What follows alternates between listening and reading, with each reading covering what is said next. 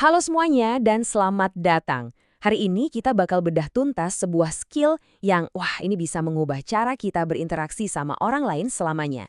Kita akan ambil intisari dari karya Zub Zub tentang gimana caranya mengubah obrolan yang biasa-biasa aja jadi sebuah koneksi yang luar biasa. Siap? Yuk kita mulai. Pasti pernah kan? Kita semua pernah ngalamin.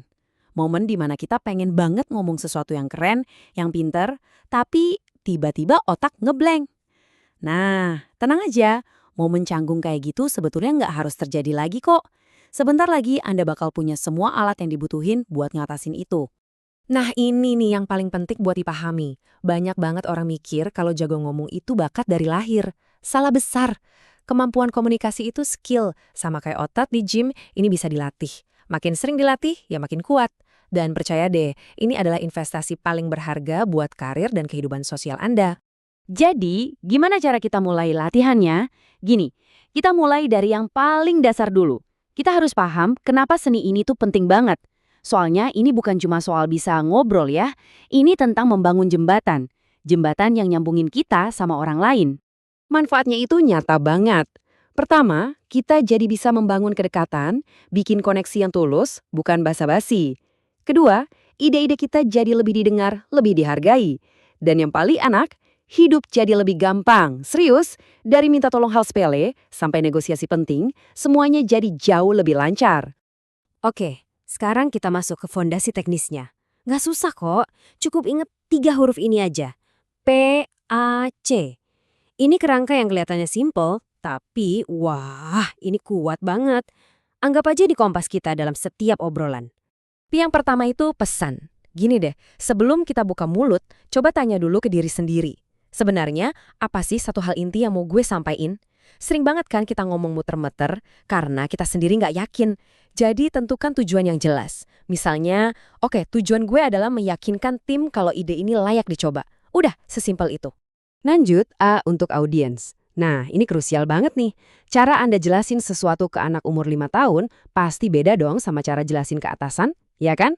Mengenali siapa audiens kita, apa latar belakang mereka, apa yang mereka peduliin, itu yang bikin pesan kita bukan cuma nyampe di telinga, tapi juga nyampe di hati. Dan yang terakhir, C, yaitu cara. Ini soal gimana kita menyampaikannya. Apa perlu diselipin sedikit humor, atau justru butuh data yang konkret? Atau mungkin kita butuh cerita yang menyentuh perasaan? Cara ini ibarat bungkusnya. Ingat, pesan sebagus apapun kalau bungkusnya salah, ya bakal percuma.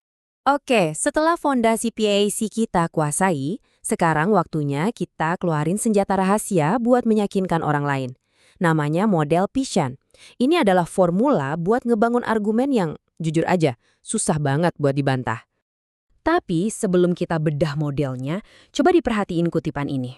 Ini tuh kayak cheat code psikologis yang luar biasa simple. Otak manusia tuh secara alami selalu nyari alasan. Cuma dengan nambahin kata karena, terus kasih alasan apapun, permintaan kita bisa jadi jauh lebih persuasif. Ajaib kan? Yuk, kita bedah PCN pakai contoh biar kebayam. Misalnya Anda mau meyakinkan tim. Pertama, problem. Teman-teman, tim kita ini sering banget telat nyelesain proyek. Terus, cost. Ini terjadi karena komunikasi antar divisi kita kurang lancar. Lanjut, answer. Saya usul gimana kalau kita mulai pakai aplikasi manajemen proyek yang baru. Dan terakhir, yang paling penting, benefit. Dengan ini, alur kerja kita bakal lebih transparan dan efisien daripada cara lama. Kelihatan kan polanya? Struktur ini ngebawa orang lain dalam sebuah alur logika yang sangat meyakinkan. Dan yang menariknya, teknik modern kayak PCN ini ternyata akarnya udah ada dari ribuan tahun lalu loh. Aristoteles udah merumuskannya. Ethos, yaitu kredibilitas Anda sebagai pembicara. Logos, yaitu logika argumen Anda. Nah, ini persis seperti PCN. Dan pathos, yaitu kemampuan menyentuh emosi. Kalau kita bisa gabungin ketiganya, argumen kita jadi sulit banget dipatahkan. Dari tadi kita udah banyak banget ngomongin soal berbicara. Tapi, ada sisi lain dari koin ini yang sering banget kita lupain. Padahal, mungkin ini justru bagian yang paling penting. Oke, mari kita ungkap kekuatan tersembunyi dari mendengarkan. Kalimat ini mungkin kedengarannya klise ya, tapi ini adalah kebenaran yang absolut. Komunikasi itu bukan monolog, tapi dialog. Itu jalan dua arah. Gimana kita bisa merespons dengan tepat kalau kita nggak paham sepenuhnya apa yang dimaksud lawan bicara? Dan pemahaman itu ya cuma bisa didapat kalau kita benar-benar mendengarkan. Coba deh, lihat apa aja yang terjadi kalau kita beneran mendengarkan. Kita bukan cuma menghindari salah paham, tapi kita lagi ngebangun kepercayaan. Kita bikin orang lain merasa dihargai. Dan saat orang merasa didengar, mereka bakal lebih terbuka. Koneksi yang terbentuk pun jadi jauh lebih dalam. Nah, sekarang ayo kita gabungkan semuanya. Saat kita udah menguasai cara menyampaikan pesan, cara meyakinkan orang, dan yang paling penting, cara mendengarkan, kita mulai membangun sesuatu yang sangat istimewa, yaitu karisma. Coba perhatikan kalimat terakhir dari definisi ini.